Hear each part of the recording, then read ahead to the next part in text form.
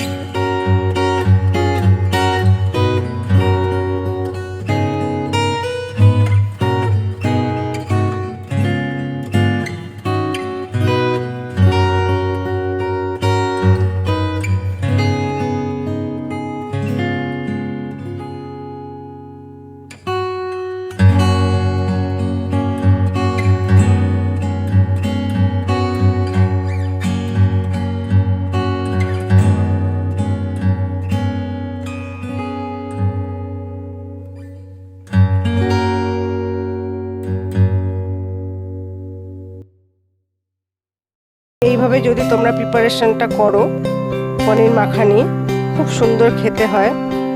আমি ঢাকা দিয়ে দিয়েছি, দেখো।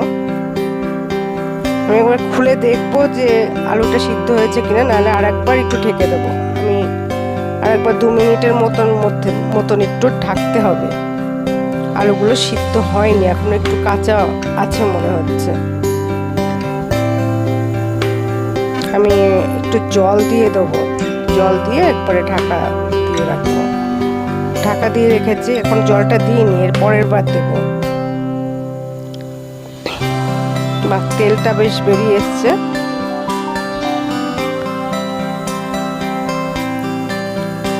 আমি একটু জল দিয়ে দিলাম।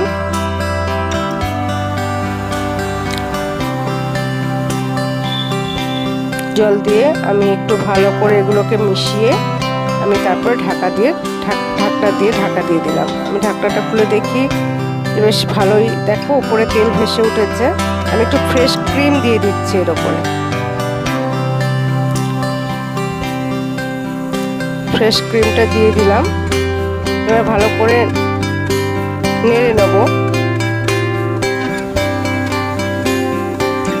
এরপরে দেবো আমি একটু কসুরি মেথি। এটা দিলে খুব সুন্দর ফ্লেভারটা আসে, খুব ভালো লাগে, গন্ধটা খুব ভালো লাগে। আর তার মধ্যে দিয়েছি ফ্রেশ ক্রিম, খুবই ভালো লাগবে। তোমরা অবশ্যই এটা বাড়িতে ট্রাই করবে। পনির মাখানি খুব ভালো লাগবে খেতে। যদি ভালো লাগে অবশ্যই করে খেও এবং সাবস্ক্রাইব করে দিও। ধন্যবাদ।